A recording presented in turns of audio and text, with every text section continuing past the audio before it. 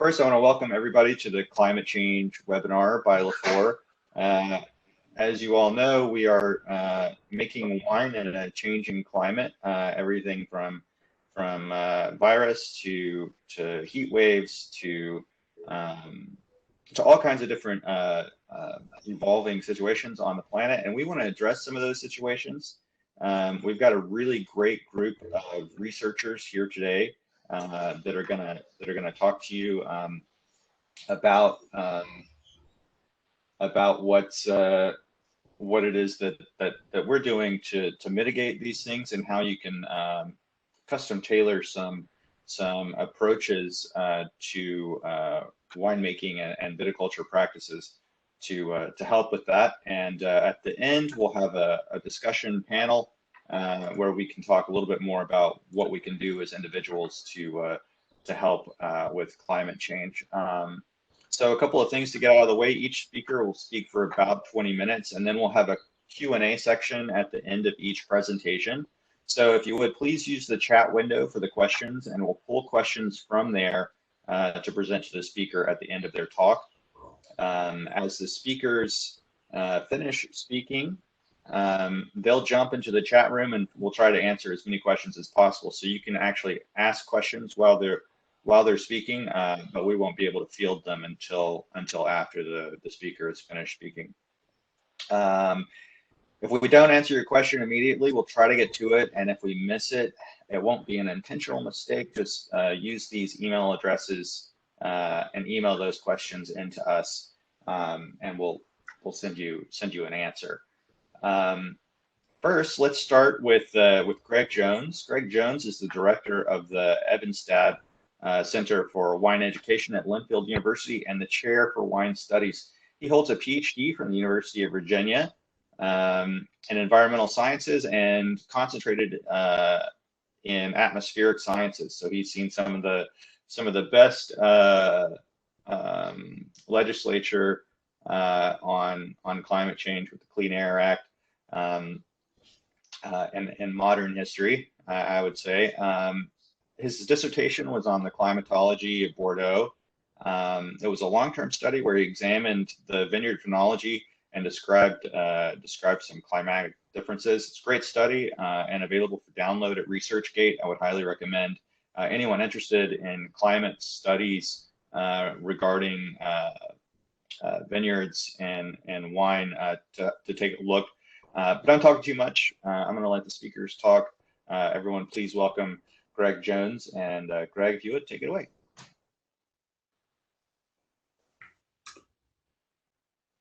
Thank you very much. I want to make sure I'm sharing a screen where everybody can see my opening slide. Yeah, it looks good. Okay, thank you very much. So I really appreciate being here with you today. For the next 15, 20 minutes or so, I'll be talking about what I do, which is pay attention to trends and structural kind of issues surrounding climate and how it's influencing growing grapes and making wine worldwide. I'm going to jump directly into talking about the state of the climate where we are today, give you a little bit of an update halfway through 2020 overall. First of all, I don't think I really need to go into great detail with this, but because everybody sees this in the news, we are in definitely a very different climate and weather world today in terms of some of the things that we're seeing. Weather and climate risks are dominating the news. We've just come out of one of the warmest decade on record. We know that temperatures are at least a degree or more above pre-industrial levels. We know CO2 concentrations are forecast to reach a new high. Even with COVID and us not traveling as much, emissions have gone down, but concentrations have not changed. They're going to continue to go up.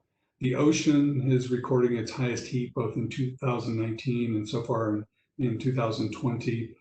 And because we have a warmer atmosphere and the oceans are also warming, this ends up producing more water vapor in the atmosphere, so humidities are higher, and we have greater rainfall intensity rates, and we'll talk about that here in a little bit. Anyway, lots of issues that are going on worldwide from a weather and climate perspective. wanting to get to where we are right now in 2020. This is the current map for the first 6 months of the year globally. And right now, our January through June 2020 land and ocean temperatures combined 1.07 degrees Celsius above average, nearly 2 degrees Fahrenheit overall. This was just fractionally below that of 2016, which is the warmest January through June we've experienced from a planetary perspective. This is just to show you an overall trend structure that same January through June temperature anomalies. Overall, the overall trend you see as the plane is about 0.08 degrees Celsius per decade. But I should say that that trend is almost triple that since 1980. So definitely some things going on in the later record that are important. If we go back to this right here, I wanted to mention where we're sitting right now. Our best data and observation tells us that 2020 likely appears to be a fairly warm year. Climate persistence would tell us that we will end up being warmer within the realm of our past 10 years or so. We have a 36% chance of being the warmest year ever. We also have essentially a near certain chance of being a top 10 warmest year on record. And the 95% confidence interval currently right now is saying that 2020 will likely fall between the first and fifth warmest year on record. There's also been some recent research looking at long-term data from 36,000 weather stations around the world. And what we've been seeing here, and the reason I want to bring this up is that we talk about warming in terms of averages, and I think that this is really important, but extreme weather events are becoming more and more prevalent as well. We know that as the planet continues to warm, our research today is showing us that extreme weather events such as heat waves and heavy rainfall are now longer, more frequent, and more intense in multiple different ways. A little variation from place to place, but fairly significant changes over time. I want to go through a collection of things talking about some observed changes that we've been seeing out there in wine regions worldwide. Whoops, sorry. I did a small project a couple of years ago looking at some data from some select areas growing grapes worldwide, just to give a kind of a broad view of kind of what we've been seeing. We looked at places that in the growing seasons were relatively cool to warm to hot regions worldwide. And what we found, this is just an example of 4 long-term trends for this 120-year period of record from Perth in Western Australia, Napa, Burgundy, and Surrey in the south of England. All of these locations that I looked at warmed significantly, and the decadal rates averaged 0.12 degrees Celsius per decade, but varied a little bit from place to place. And I also should mention again that the 1980 to the current data, the rates are almost double what the standard decadal rates are. And then also period of record changes are roughly 1 to 2 degrees Celsius, an average about 1.4 degrees Celsius globally. And I should say that even though looking at just these wine regions, I've also looked at fringe areas, kind of cool climate fringe zones, and they're all warming in a very similar manner as well. If you look at precipitation, I just want to put this up there as something to kind of think about a little bit. We don't really talk about precipitation very much, but I think it's really important to look at these regions, and we can see that annual precipitation ranges all over the board. 1,000 millimeters per year difference between the driest to the wettest places here in this data set. Growing season precipitation ranges almost 10 times as well. From 60 to 570 millimeters across these regions. And then when we look at growing season precipitation to annual, it can go from 14% in really dry Western continent regions to some of those places like Mendoza, which gets a lot of thunderstorms, so they have much more growing season rainfall than you would expect. However, this is the important thing about it. We talk about temperature trends, but when we talk about precipitation, there are really few trends worldwide. There are some in some places, but interannual variability is high in most regions. So this is why it's really hard to capture a precipitation signal, is because we just have a lot of variability in the system rainfall-wise. I wanted to get to an example here, looking at some data from the region that I live in here in Oregon. And this is just a distribution of our temperature data for roughly about the past 120 years in our growing season. And each standard deviation in this framework here is 1.1 degrees Celsius. And I could have drawn this up for virtually anywhere in the world, but I just had this here for my region so we can put the perspective on it. Since 1990, there have only been 3 years that have been below this mean, 1999, 2010, and 2011. 2010 was 0.6 standard deviations below the mean. People talk about that being very cold, but in reality, it was actually pretty close to our long-term mean.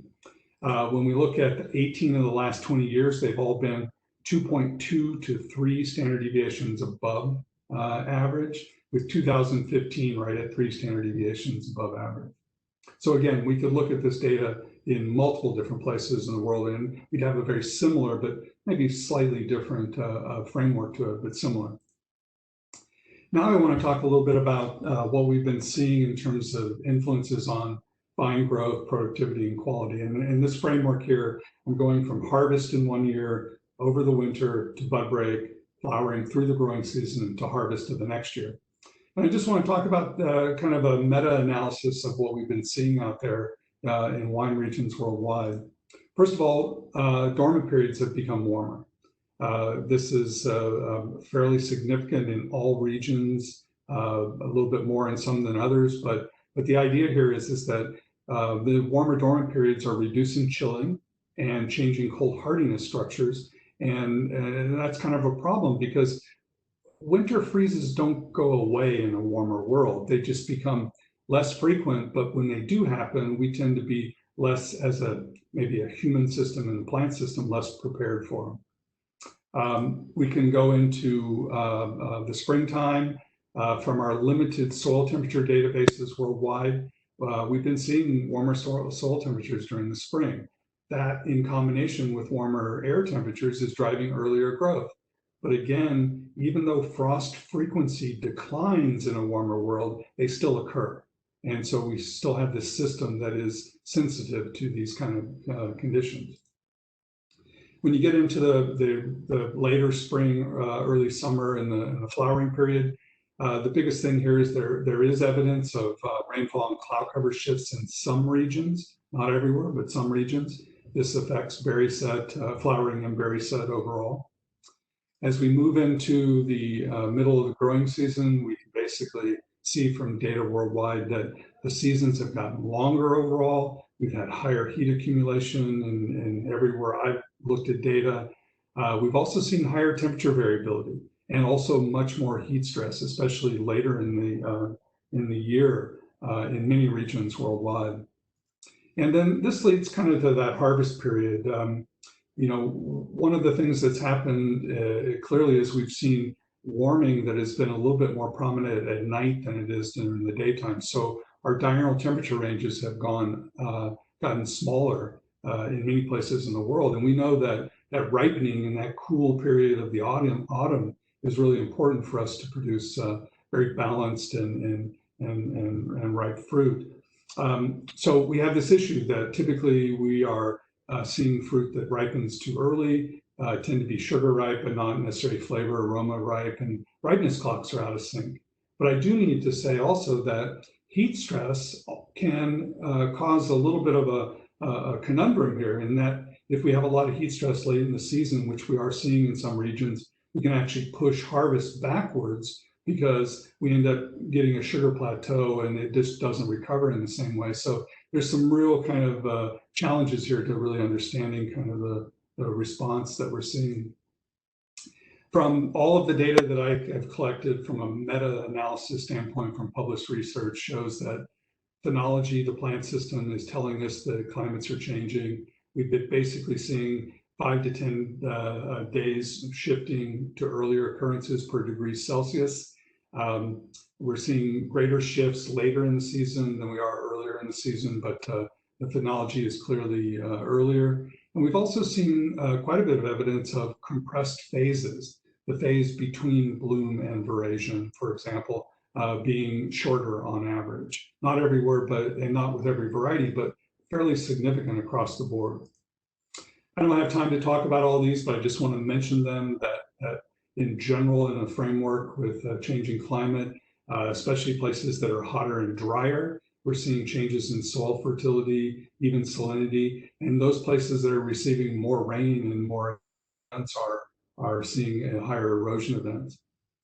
CO2 fertilization, big issue out there. We're trying to learn more and more about this. I think that the plant systems respond one way, but what are the line effects is a big question.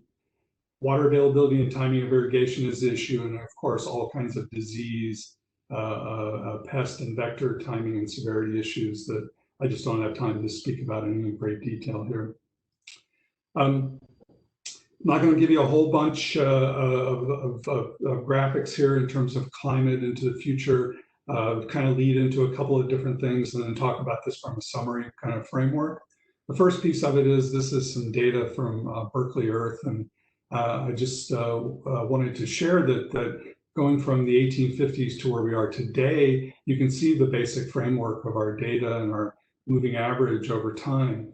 If you looked at 1980 onward, we have basically been almost in a linear framework. Now, scientists don't expect this to be linear, but we actually expect it to be accelerating to some degree. But if we took this and we continued that trend since 80, by 2036, 1.5 degrees Celsius of warming is pretty darn likely, given the current framework. By 2063, 2 degrees Celsius. And these are the benchmark numbers that we hear in the media from the IPCC and the World Meteorological Organization. If you go back to my region here, and again, we could do this for multiple different regions out there. And again, remember what I'm doing here is showing you about 120 years worth of data, and each standard deviation is 1.1 degrees Celsius. This is kind of where we've been. In the 1981 to 2010 climate normal period, we basically have been operating in a 1.1 degrees Celsius warmer world, one standard deviation above the long term. If you look at conservative modeling, our next 20-year period, starting this year, we're likely to be on average playing in an almost 2 degree standard deviation warmer world. 2040 to 2060, again, conservative modeling efforts in my region show that we're likely to be just under 3 standard deviations above our long-term mean on average. But here's the issue. We've kind of already been there. And one of the questions I have is what we're seeing in the last 2 decades or so, is this an anomaly relative to the longer term? Or maybe our climate models just really aren't capturing potentially where we could be in the future? It's a really big question.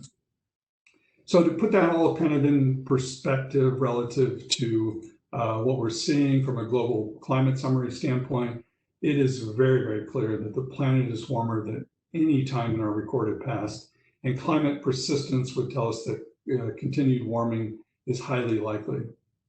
One thing I didn't talk a lot about, but I think is really critical right now as we're looking at our Earth system, is our oceans. The oceans are absorbing a lot of this heat, and this is disrupting biogeochemistry cycling and the climate feedbacks that come from them. So a really important aspect of our climate system. We also know that climate variability has increased, wider swings, more record extremes, and some aspects have increased in severity and frequency. We also know the models project continued increases in variability, bringing much further risk, I think, on top of just averages. We can play to averages. It's hard to play to variability. From a wine region perspective, I showed you some information on this. We've seen roughly 1 to 2 degrees Celsius warming over the last 50 to 100 years in wine regions all over the world. Precipitation trends are highly variable, but are significant in some areas, especially on the drying side during summer. Grapevines have responded, as I showed earlier, with about 5 to 10 days per degree Celsius of warming, plus more rapid intervals being seen between events. If you look at a meta-analysis of climate modeling, very conservative estimates show that we're likely to see an additional 1.5 to 2.5 degrees Celsius warming through mid-century. And all of our modeling is basically pointing to a warmer world.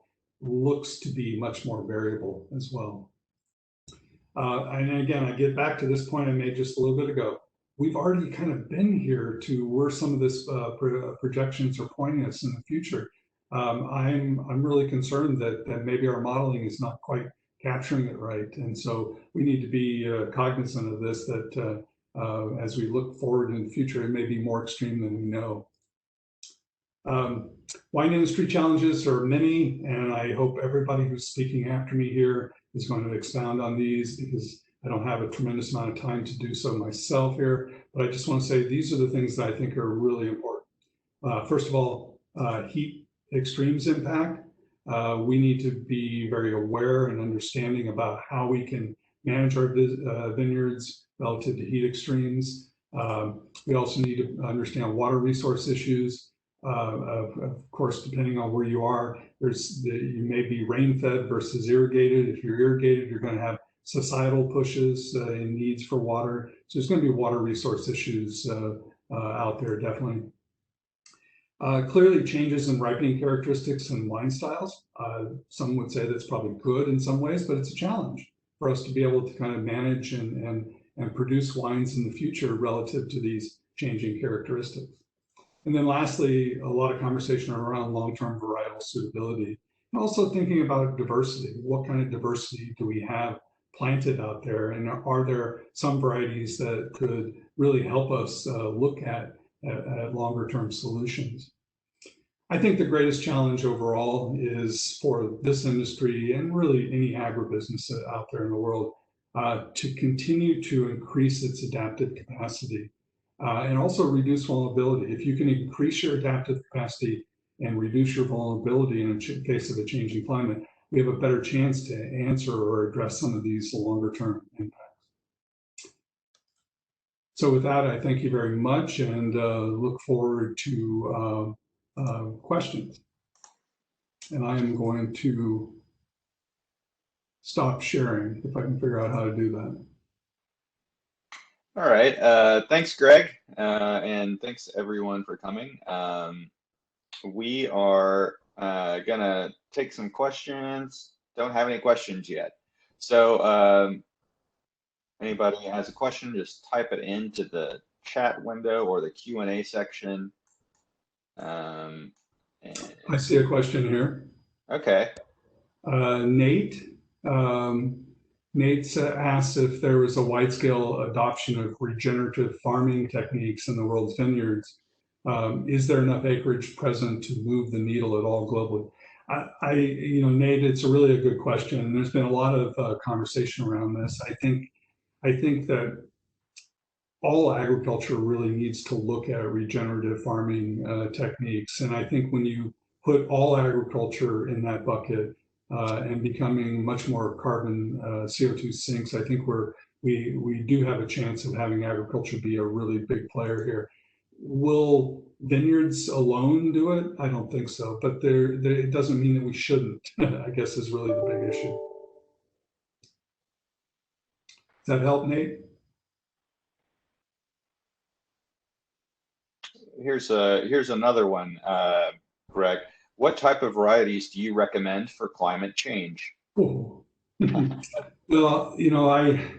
I guess that's a really big question, and maybe Andy will talk about this a little bit coming up in his session. I think our real issue is that we have roughly 20 varieties that we've planted worldwide, and it consumes most of the acreage, most of the production. And I get that. I really, truly get that. But there are thousands of varieties that we don't know much about. And I think what we need to do is we need to better understand what their potentials are so that we can address them. Of course, there's marketing issues surrounding growing a variety that potentially doesn't have name recognition, but we're going to have some issues that we need to be able to overcome the marketing piece by better producing a product that gives us the ability to grow something that's healthy and productive and produces a good wine within our climates of the future. All right, thanks, Greg.